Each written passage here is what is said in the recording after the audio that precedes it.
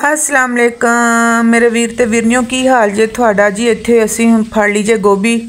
तुसीं कहंदे हो गोभी क्यों फड़ी जे? गोभी फड़ी जे कि तुहानूं पता अज बनानी जे असीं मैकरूनी मेरे बेटे दी पसंद। ते मैं इत्थे कटर नाल बरीक बरीक मैं कहा जल्दी जल्दी कट लवां, क्योंकि छुरी नाल जरा कोई मोटी ते कोई पतली, लेकिन कटर दे नाल तुहानूं पता एक जैसी कट्टी जांदी है बहुत जल्दी ते बहुत ही बारीक। ए देखो जी, ए असीं हुण लई जे कट। मैं कहा लो जी अज मकरूनियां शकरूनियां बन जान, बच्चों दियां फरमैशां ने चिकन ते मैं लै ही आई सी।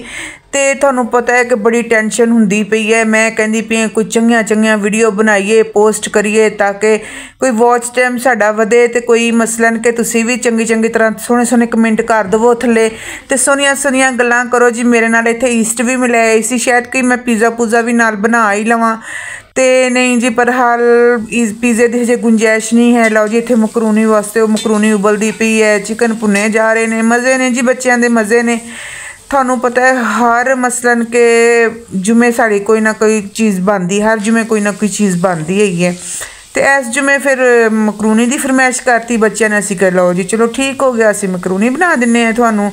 बच्चों दी फरमाइशां ने, तो बच्चों दी फरमाइशां तो फिर बंदा पूरियां करता ही है। गला भी मेरा बहुत ज़्यादा ख़राब हो रहा है, तो ज़्यादा बोलन लग्या भी मेरे गले च दर्द हो रही है। पहले तो मैं क्या ऊपर म्यूजिक वगैरह लगा देवां, फिर मैं कहा नहीं जी मेरे व्यूवर्स बैठे हुए ने इंतज़ार च मेरी आवाज़ सुनने वास्ते। मैं क्या मैं आप ही वीडियो तो डबिंग कर लवां। इत्थे मसाले मसूले सारे पा ले जी। देखो ए सारे मसाले ने, तुसीं अपनी हसबे ज़रूरत भी पा सकते हो, हसबे ज़ायका जिवें तुहानूं चंगा लगे उवें विच डोल डूल दवो, बना लवो, खवा लवो बच्चों नूं। ते इत्थे जी माशाल्लाह इत्थे भुननियां शोननियां लग गईयां ने। ए देखो जी, ए देखो शिमला मिर्च दी जेड़ा विच टेस्ट आंदा है, बड़ा ही अच्छा टेस्ट आंदा है शिमला मिर्च दा। कोई लोग तो वैसे बनाते हैं सब्जियां वाली बनाते हैं, कोई खाली चिकन वाली बनाते हैं, मुख्तलिफ तरीके मुख्तलिफ चीज़ां। कोई लोग जेड़े ने सिर्फ काली मिर्चां वाली मकरूनी सॉरी बनाते हैं। तो मैं जी है ज़रा स्पाइसी किस्म की बनानी है, क्योंकि मेरे बच्चे ज़रा स्पाइसी खाते हैं, स्पाइसी पसंद करते हैं, इस वास्ते फिर असी स्पाइसी बनाने हैं। होर सुनाओ मेरे भैन भरावो जेड़े नवे ने मेरी वीडियो देखते पे ने, प्लीज़ प्लीज़ प्लीज़ सब्सक्राइब कर दो, लाइक कर दो, तो सोहना सोहना जिहा कमेंट भी कर दवो। तो मकरूनी खानी हैगी है तो बह जाओ, पूरी वीडियो देख के ज़रूर जाना। तो पूरी वीडियो मज़ेदार होने वाली है। थोड़े भैन भरावां वास्ते वीडियो बनाई दियां ने, होर किहदे वास्ते बनाई दियां ने कि तुसीं भी लाइक ना करो या कमेंट ना करो, तो चंगी गल तो है कोई नहीं। लो जी इत्थे हुण आपां डाल दित्ती है, गोभी शोभी पा दित्ती है, तो चीज़ां विच पा दित्तियां। तुसीं यकीन करो जो चीज़ां बनाई दियां ने मैनूं शान दी बहुत याद आंदी हैगी है, क्योंकि वो गाँव च है, असी इत्थे हैगे हैं, तो मैनूं बड़ा दिल करदा है कि वो भी मेरे कोल हुंदा है इत्थे। लेकिन फिर भी की करिए, धीआं ने तो अपने घर ही जाना हुंदा है ना।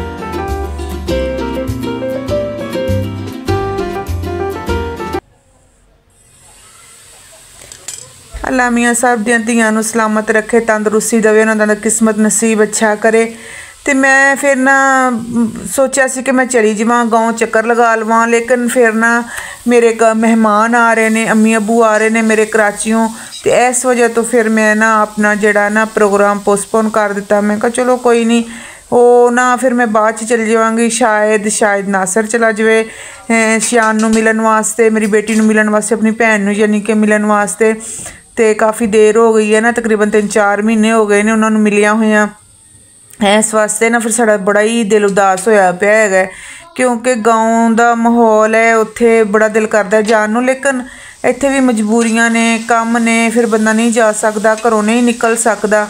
तो बस काफ़ी सारिया परेशानियां। उधरों मैनूं अपने चैनल की टेंशन लगी हुई है काफ़ी सारी। मैं कहनी लग रही जल्दी जल्दी मेरा वॉच टाइम पूरा हो जाए, लेकिन फिर की कर सकते हैं, जो अल्लाह नूं मंजूर होना है तो उही होना है। तुहाडे नाल गल्लां करदियां जी अद्धी मकरूनी तो मेरी बन चुकी है। गोभी गोभी जी देखो जी अच्छे तरीके नाल भुनी गई है। असीं इत्थे मकरूनी जी सी बॉयल करके रख ली सी, वो भी साडी माशाल्लाह देखो लैदा हो गई है, कितनी प्यारी तैयार हुई है बन के। तो यह नासर की फरमाइश तो बनती है। नासर मेरे नूं बड़े अभी सकूरियां चीज़ां खाने की आदत है, तो माशाल्लाह पहले नालों हैल्दी भी हुंदा जांदा है। मैं कहनी पुत्तर ज़रा अपनी डाइट ते कंट्रोल कर, ए जी ना जो मोटापा चढ़ जाता है ना फिर लैंदा कोई नहीं हैगा। अज के बच्चे ने तुहानूं पता कित्थे सुनते हैं। अपने आप नूं फिट रखना बड़ी अच्छी चीज़ है, बड़ी अच्छी गल है क्योंकि मोटापा कोई चंगी चीज़ नहीं है इंसान वास्ते। लो जी इत्थे कैचअप ते मायोनीस ते डोल डाल दित्तियां ने। तुसी भी कमेंट्स जरूर मैनूं दसना। मैं तो इस तरीके नाल मकरूनी बनानी है, तुसी दसना कि तुसी किस तरीके दे नाल मकरूनी बनाने हो। तो किंदे बच्चों स्पाइसी मकरूनी पसंद है, तो किंदे बच्चों करीमी मकरूनी पसंद है। मेरे बच्चे ज़रा स्पाइसी पसंद है, इस वास्ते मैं ज़रा स्पाइसी बनानी है। तो लो जी तुसी हुण देखो ना कितनी मेहनत के नाल वीडियो बनाई है, इत्थों तक पहुँच गए हो ना, देख रहे हो तो ज़रा तुम चंगी लगती भी होएगी मेरी वीडियो तो 2-3 कमेंट वीडियो के नाल कर दिया करो। ਜਿਹੜਾ कोई भैन भरा वीडियो के थले कमेंट पढ़न आवे वो खुश तो होवे ना देख के, नहीं वाह जी कितनी तारीफ हुई है। तो लो जी इत्थे हुण प्लेटां प्लूटां च पा लियां ने, रख लियां ने, ट्रेवां ट्रूवां सज गईयां ने माशाअल्लाह। हुण लैके चले हैं किचन च, एक हत्थ है किधर किधर जाइए तो किधर किधर मरीए। लो जी इत्थे आ गई ने प्लेटां साड़ियां अगे हो गई ने जी हाज़र। इन्हां च पावांगे जी हुण कैचअप कुचअप पावांगे तो मज़े नाल खावांगे। तो तुसी भी आओ खा लो, साडे नाल इंजॉय करो तो दुआवां च याद रखो। अगली वीडियो च मिलते हैं फिर इंशाअल्लाह नवीं वीडियो दे विच नवीं गल्लां नवीं बातां। तो इजाज़त चाहते हैं। अल्लाह हाफिज़।